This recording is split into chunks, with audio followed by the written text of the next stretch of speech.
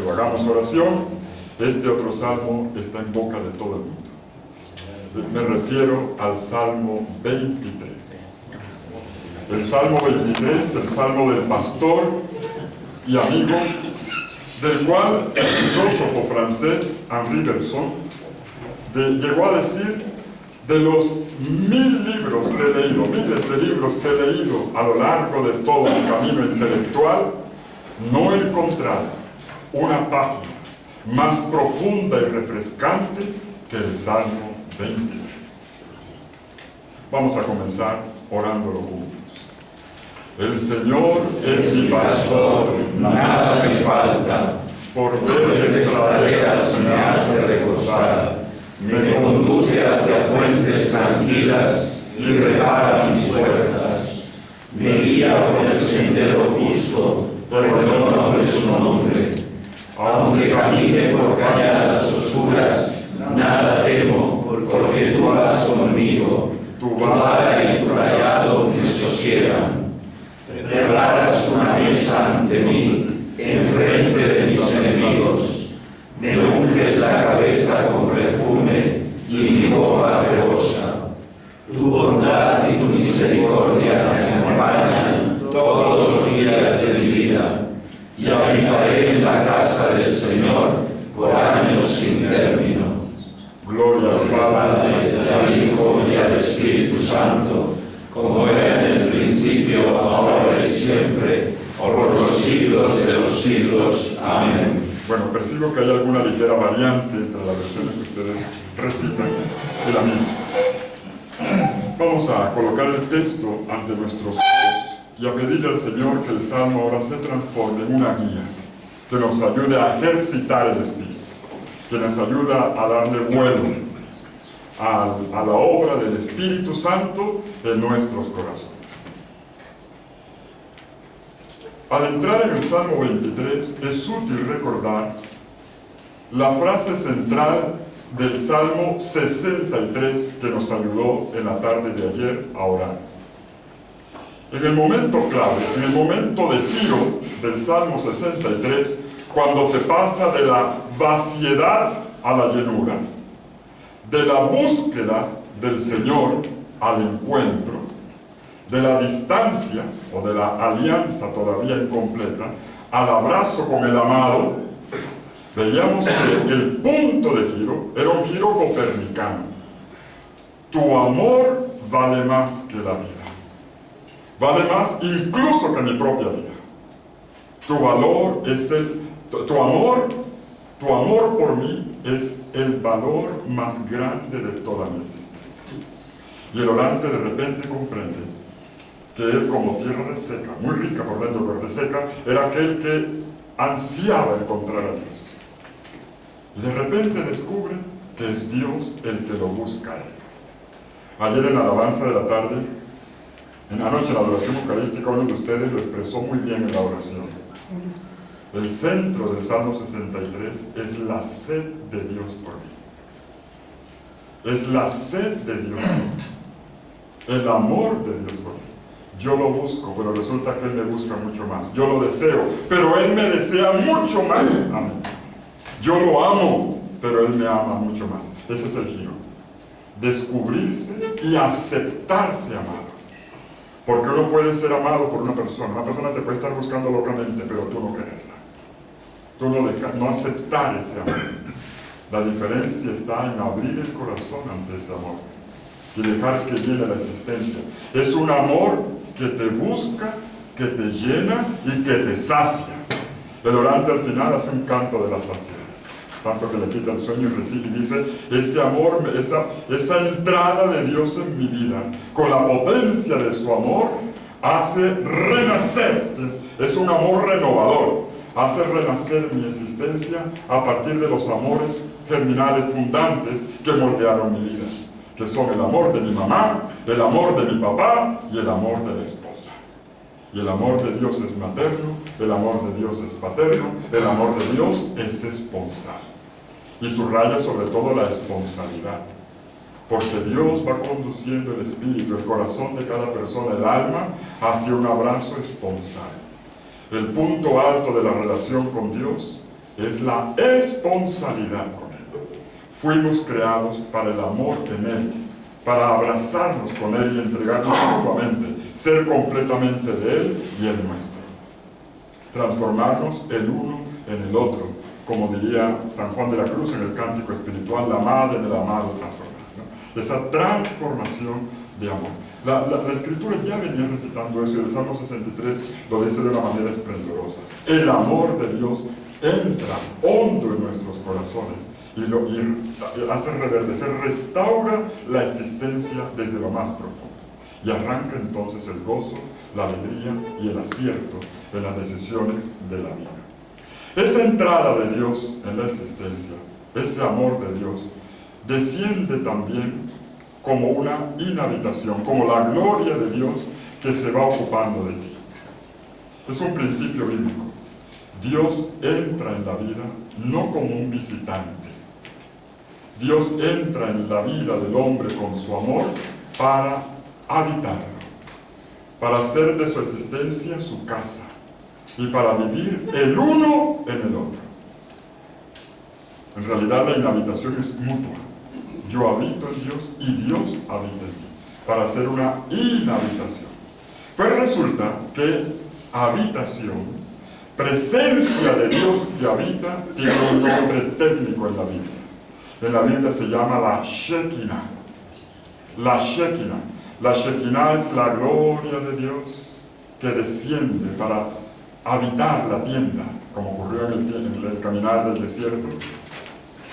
La nube desciende, habita la tienda, y desde entonces Dios es el rey y pastor de su pueblo que lo conduce. Dios es el pastor que habita en medio de su pueblo, se hace su rey para conducirlo hacia la tierra. Para conducirlo hacia la tierra prometida, hacia la tierra de la vida, hacia la tierra de la comunidad. Esto de la inhabitación, del ser habitados por Dios, es el principio bíblico del bautismo en el Espíritu Santo. En marzo del año 2011 se llevó a cabo un simposio internacional en Monterrotondo, en Roma, en las afueras de Roma, al norte de Roma, organizado por el ICRES, por esta oficina de la renovación carismática a nivel mundial, sobre el bautismo en el Espíritu, tratando de clarificar el concepto de bautismo en el Espíritu en la renovación católica, en la renovación católica carismática. Era una iniciativa que no venía del ICRES, era una iniciativa que venía de la Congregación de la Doctrina y la Fe, que en el año 2004 había acumulado un dossier respetable de preguntas y hasta un poco de queja también, cuando el cardenal era Ratzinger, donde se decía, bueno, ¿qué es el bautismo en el Espíritu? ¿Qué diferencia tiene con la confirmación? Y entonces, ¿y cómo queda la parte sacramental del bautismo? Y esto, había muchas preguntas. Entonces, el cardenal Ratzinger ya había pedido entonces a Ligres, clarifiquen entre ustedes. ¿Esto es un concepto católico? ¿Es un concepto neopentecostal? ¿Esto qué es, no? ¿Cuál es la teología católica aquí? ¿Dónde está? ¿Cómo se empata con la doctrina de la Iglesia? ¿Y cómo se relaciona con los sacramentos? ¿Y cómo va con la vida cristiana? ¿Esto es una verruga que se añade en la Iglesia o es parte del cuerpo? ¿Cómo es el asunto? Y el asunto se venía trabajando y trabajando y trabajando. Lo organizaron varias veces, pero no se concretaba, hasta que por fin tuvo lugar en el año 2011. En esa ocasión, en marzo de 2011, en las ponencias, bueno, yo terminé de sapo, como dicen en mi tierra, de colado. El que iba a dar la ponencia bíblica era otro, y a última hora terminé yo. Entonces estábamos en la mesa, a mí me correspondió presentar la visión bíblica del bautismo en el Espíritu. Al lado mío estaba un sacerdote capuchino, que lo estimo mucho, que se llama Reniero Cantalamesa. Él hizo el enfoque sacrístico. Luego estaba Ralph Martin, que presentó el enfoque sacramental, y había otro que ahora se me escapa el nombre, que presentó la parte pastoral. O sea, eran los cuatro enfoques. Lo que trabajamos en esa ocasión, el debate que tuvimos, para acá una cosa y la otra, sobre todo la clarificación en un punto que estaba muy presente en la asamblea, que es muy de la iglesia pentecostal, que es decir, ellos afirman que el signo de que una persona ha recibido el bautismo en el Espíritu es la oración en lenguas. Si no ha habido oración en lenguas, no ha habido bautismo en el Espíritu, y se armó el debate. yo soy contrario a eso. Yo creo que no es el signo es otro. Ese es uno de los signos. Uno de los signos. Hay muchos otros signos. Realmente. Y fui más por el lado de la Shekinah. Fue mi y lo que sigo sosteniendo, lo que sostuve y sigo sosteniendo hasta el día de hoy. Lo que identifica el bautismo en el Espíritu es la plenitud de la Shekinah. La inhabitación, que en la Biblia tiene que ver, comienza desde el Éxodo y luego va a realizarse plenamente en Cristo, ya en el vientre de María. La Shekinah, el Espíritu Santo vendrá sobre ti y te habitará. Es el mismo término, es copiazo en griego, es lo mismo que Shekinah. Luego en la transfiguración vuelve a aparecer la Shekinah. Luego en los relatos de Hechos de los Apóstoles vuelve la idea de la Shekinah. En la teología de Pablo, en la 2 Corintios, capítulo 13, el Pentecostés de Pablo, vuelve la idea de la Shekinah. Y así va siguiendo. Es una inhabitación. Es una experiencia de la inhabitación del Señor que toma posesión para hacerse rey y pastor de mi vida. Y no solo de cada uno, sino de la comunidad. El Señor está formando un pueblo, una comunidad santa, una comunidad sacerdotal de alabanza, una comunidad real, responsable del destino del mundo, con el cual comparte creación y destino salvífico. Pues bien, eso está publicado, me imagino que lo traerán mañana. Los resultados fueron publicados en el documento de Micres, Bautismo en el Espíritu. Ha sido traducido hace un par de meses al español, está disponible. Es interesante, y por donde yo voy a seguir ahora va en esa línea. Quiero, estimados hermanos sacerdotes, en esta mañana, que entremos en esa realidad bautismal. En esa realidad bautismal que marca la diferencia, por la espiritualidad de la renovación carismática, y es la gran contribución de la renovación a la iglesia, al mundo, a este camino de iglesia, la comprensión del bautismo en el Espíritu, que es la venida del Señor, que nos inhabita, que toma posesión de nuestra vida, para hacerse rey y pastor, que conduce nuestra existencia, lleva hasta la plenitud para la cual fue creado, conduciendo la vida hasta la plenitud para la cual fue creado. El mismo que me creó sabe cuál es mi destino, y eso se llama reinar. El mismo que me creó sabe cuál es mi destino, y por eso Él me conduce, me lleva como rey, el que me dirige, sabe dónde mi vida alcanzará su plena realización, que además es Él.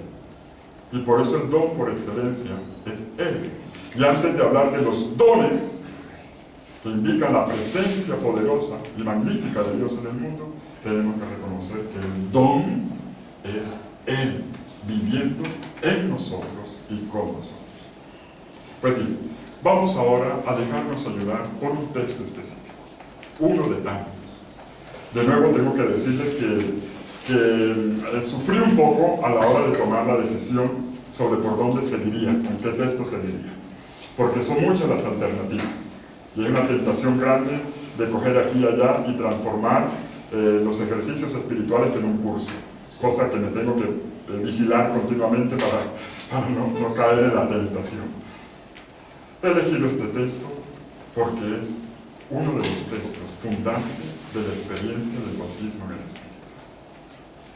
El Señor nos inhabita y nos lleva hacia la intimidad con Él, la mutua inhabitación. Y hay una tarea conductora, una tarea directriz, que aparece en la figura de un camino guiado por un pastor. Entremos en el Salmo 23. Veamos cómo nos presenta o cómo nos introduce en esta realidad magnífica, inmensa, grandiosa, cómo nos introduce el Salmo 23. El Salmo 23, veámoslo así, tiene un eje radial. Es como la rueda de una bicicleta, que tiene un eje del cual se desprende todo. Ese eje se encuentra exactamente en la mitad del Salmo, en el versículo 4, en la tercera línea. Versículo 4, tercera línea. Algunos biblistas, yo digo desocupados, o un poco, no son desocupados, casi que tienen que ocupar el tiempo algo. Algunos biblistas, entre ellos Joachim Kremer, tenemos el Dorato, un español que se llama Luis Alonso Shepherd, se han tomado la tarea de contar todas las palabras. Contar es una palabra en hebreo y se encuentra, resulta que la mitad, exactamente la mitad, hacia atrás y hacia adelante da la misma suma. Exactamente la mitad del Salmo está la gran declaración que vamos a desarrollar. Porque tú vas conmigo. Esa es la tesis del Salmo. Porque tú estás siempre conmigo. Porque tú estás siempre conmigo. Atención, queridos hermanos sacerdotes. Si el Salmo 63 veía la relación con Dios, el abrazo con Dios, la alianza, la mutua entrega, la veía desde la perspectiva del orante. Ahora el Salmo 23 nos invita a verla desde la perspectiva de Dios. Ese tú eres mi Dios, es ahora tú eres mi Dios, pero estando conmigo. Un Dios que se hace presente en mi vida. Tú eres presencia. Tú eres presencia. Tú estás conmigo. Atención con ese tú estás. Vale la pena subrayar ese estar de Dios. ¿Y saben por qué lo subrayo? Porque la línea anterior, el versículo anterior, el final del versículo 3, dice: tú me guías por senderos de justicia, por senderos de rectitud, sedek en hebreo rectitud, por senderos de rectitud, de justicia, en honor de tu nombre. Por gracia de tu nombre, o por causa de tu nombre. Es decir, por aquello que es tu identidad. La identidad de Dios está dada en el nombre. ¿Qué es lo que te distingue de otro, Señor? Es lo que le preocupa a Moisés cuando tiene la revelación de la zarza ardiente. ¿Se acuerdan ustedes el capítulo 3, versículos 14 y 15 del Éxodo? Vámonos un momento al episodio de la zarza ardiente. Capítulo 3, desde el versículo 1 del libro del Éxodo. Está el fugitivo Moisés, que ha huido de la corte del faraón, después de la muerte del egipcio, se ha casado con doña Séfora, ya tiene seforitos, y se dedica a cuidar los rebaños del suegro Petro. Él volvió a una vida normal, descomplicada, ya no está preocupado por asuntos de corte, ni por asuntos nada, está dedicado a una vida normal. Durante el día, cuidar ovejas, a llevar para aquí y para allá, por la noche hacer juececitos y seguir la vida una y otra vez.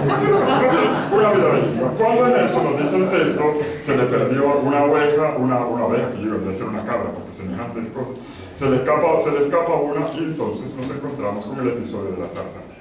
Un fenómeno extraordinario le llama la atención, una zarza que debía quemarse, en mi tierra le llaman un chamizo.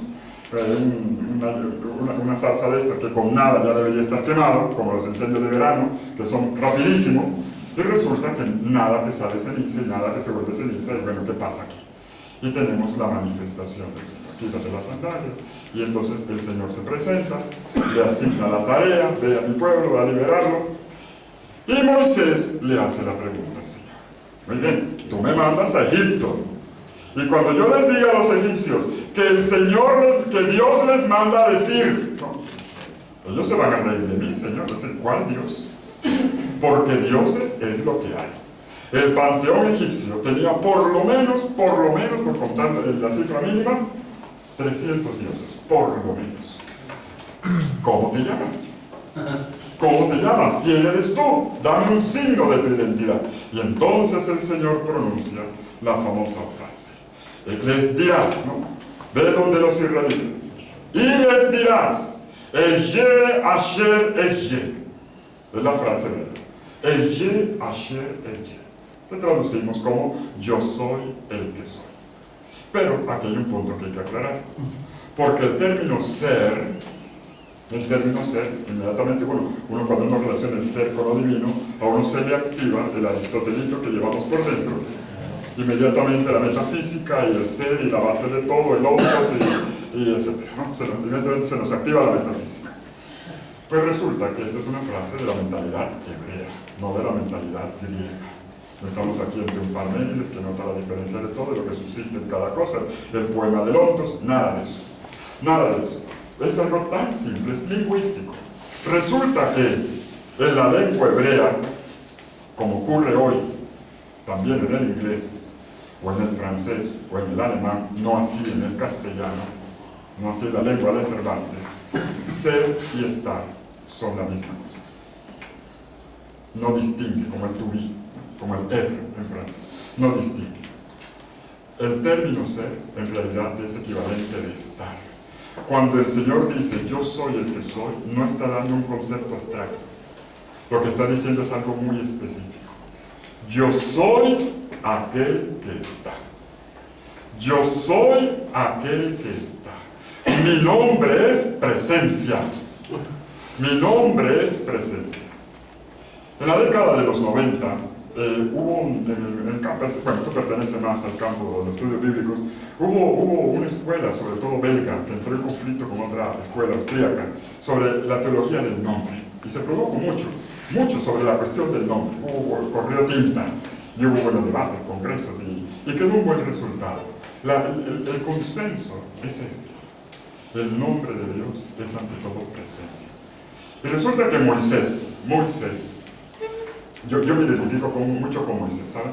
Porque Moisés era lento, Moisés era de una lentitud, él era de aquellos que se ríen de los chistes 3 días después. Moisés era, para asimilar, era un poco, así lo retrata el libro del Éxodo.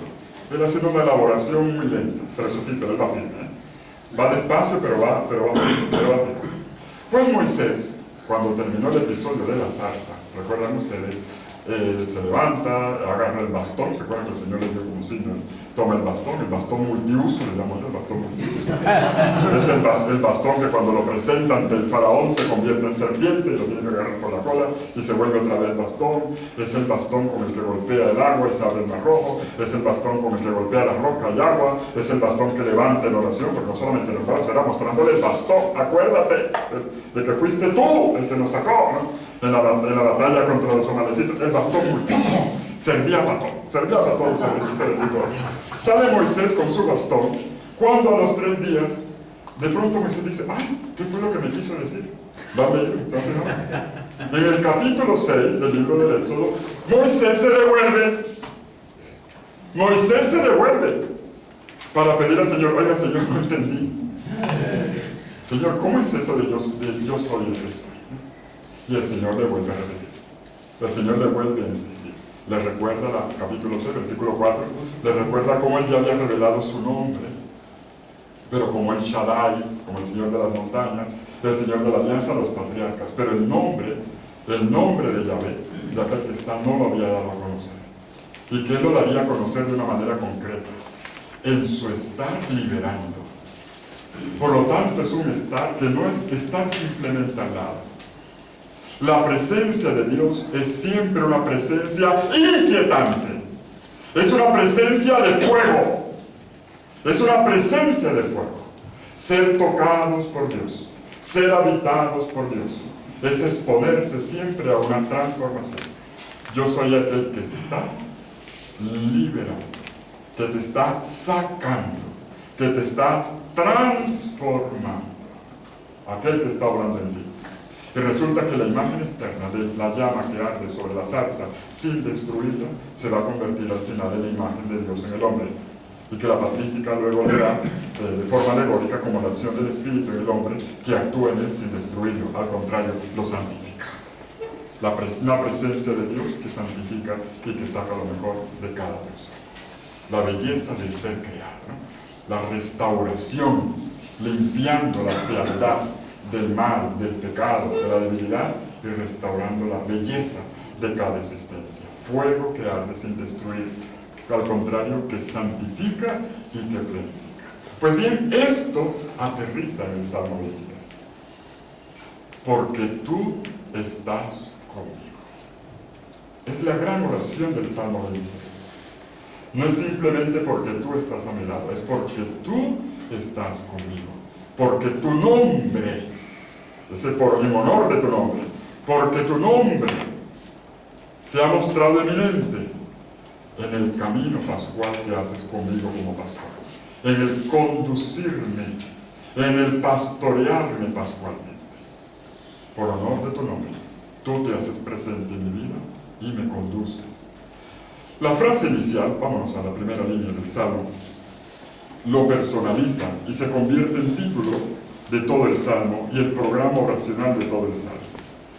De nuevo, el Salmo 23, como otros salmos que nos han acompañado en este retiro, tienen como punto de partida siempre una tesis de escuela, como que hace Dios por mí, y luego hace un itinerario completo, un camino que me lleva hasta una situación final, conclusiva, donde entre el comienzo y el final hay una transformación de la vida. Ningún salmo lo deja a uno igual. Cada salmo es un ejercicio espiritual completo, hecho para la transformación del alma. En el versículo 1 encontramos el punto de partida. Esta tesis general, yo soy aquel que está. Esta es mi revelación, este es mi nombre, esta es mi identidad, y esto es lo que voy a hacer contigo. Está enunciado en la primera línea. Adonai Roí lo Ejeshá, dice el texto hebreo. El Señor es mi pastor, nada me falta. Aparece entonces la figura de Dios como pastor, bajo la simbólica del pastor. El Salmo va a tomar esta imagen del pastor y le va a sacar el jugo. La va a exprimir para declinarnos ese estar de Dios en nuestra vida. Veamos tres elementos fundamentales para que traduzcamos el texto luego en la vida y en la oración. Primer elemento. El Salmo transita a través de dos imágenes fundamentales que van de lo externo a lo interno. Dos imágenes fundamentales que acompañan el itinerario oracional de lo externo a lo interno. La primera imagen es, como ya venimos diciendo, la del pastor. Si ustedes observan los versículos 1 al 4, es solo una anotación para observar, van a notar que toda la imaginería es del pastor. El Señor es mi pastor, nada me falta, me conduce, me hace recostar, me conduce hacia fuentes de agua tranquila, restaura mis fuerzas, me conduce por sendero recto, por valle tenebroso, se pone a mi lado para que no me vaya en el hueco, con su simbólica pastoral del bastón y de la, ¿cómo se llama esto para pegar?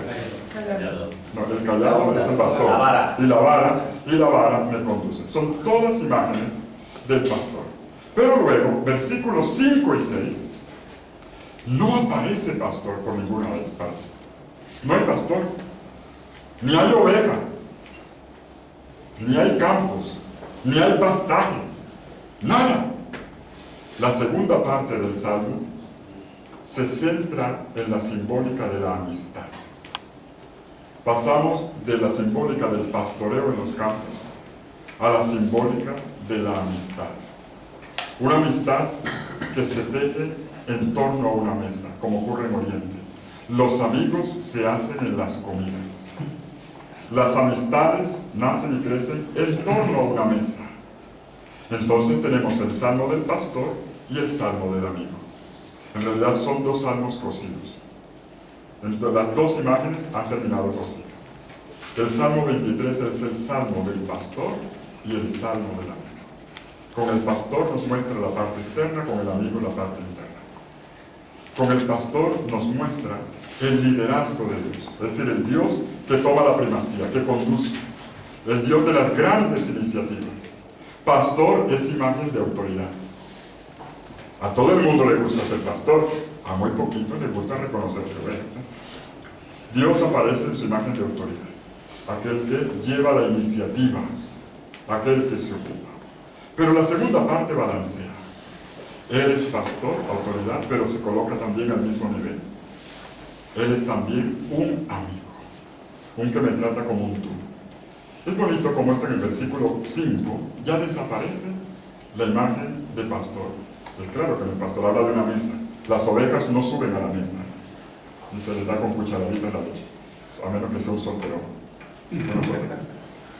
La imagen de la amistad enriquece. Hay que ser buenos pastores y buenos amigos. El buen pastor lidera, pero tiene que hacerlo desde la amistad, desde la relación íntima y profunda del amigo, pero liderando y conduciendo también. Las dos se entrelazan, las dos se unen. Liderazgo y amistad, juntos. Es la primera cosa que se observa a lo largo del salmo.